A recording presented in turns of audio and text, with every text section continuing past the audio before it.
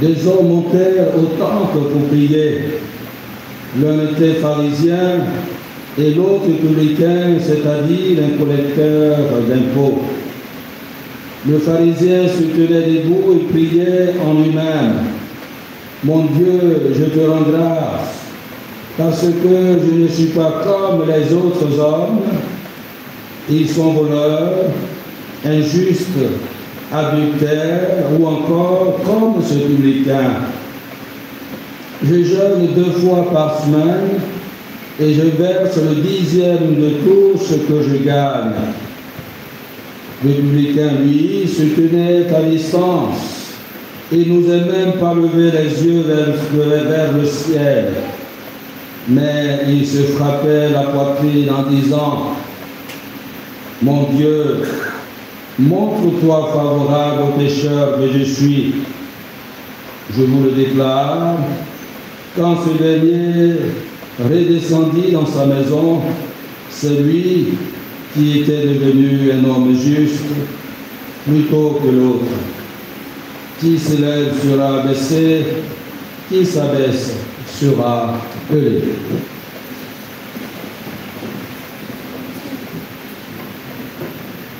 Acclamons la parole de Dieu.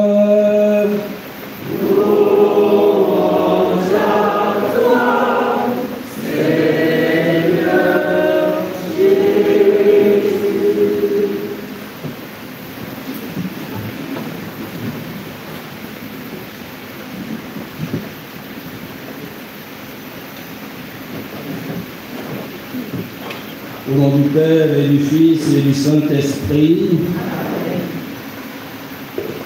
qui s'élève sera abaissé, qui s'abaisse sera élevé. Seigneur, nous sommes venus, portés par le désir de nous humilier pour que tu puisses nous élever, nous grandir en tant que fils, éclairés par ta lumière, la lumière de l'obéissance, la lumière de l'humilité, que notre prière parvienne, Seigneur, jusqu'à toi.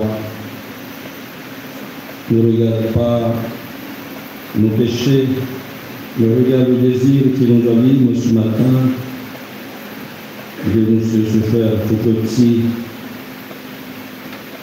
Merci de nous avoir gardés et de nous avoir réunis en cette église pour te dire gloire à toi, louange à toi, honneur à toi. Notre vie, Seigneur, est tournée vers toi et en toi. Que ta parole nous soutienne et nous accompagne au quotidien de notre vie. Toi qui es Dieu pour les siècles des siècles. Frères et sœurs, en ce 30e dimanche, la liturgie de la parole nous parle de la prière. En effet, de tout temps, les hommes et les femmes ont consacré leur vie à la prière. La prière qui est demandée n'est pas passivité ou inaction. Bien au contraire, elle est source de force. La prière est un rappel vivant de la présence de Dieu sans cesse agissant au milieu de nous.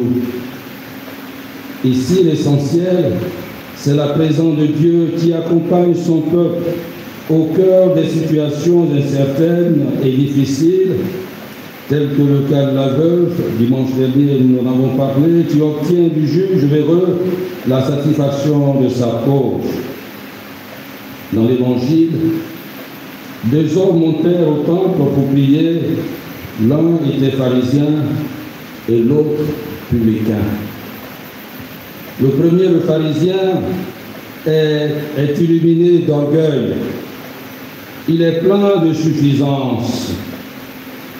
Avec ravissement, il contemple la beauté de sa conduite. Il ne vole pas, il n'est pas injuste, il n'est pas adultère. Au contraire, il jeûne 2 fois par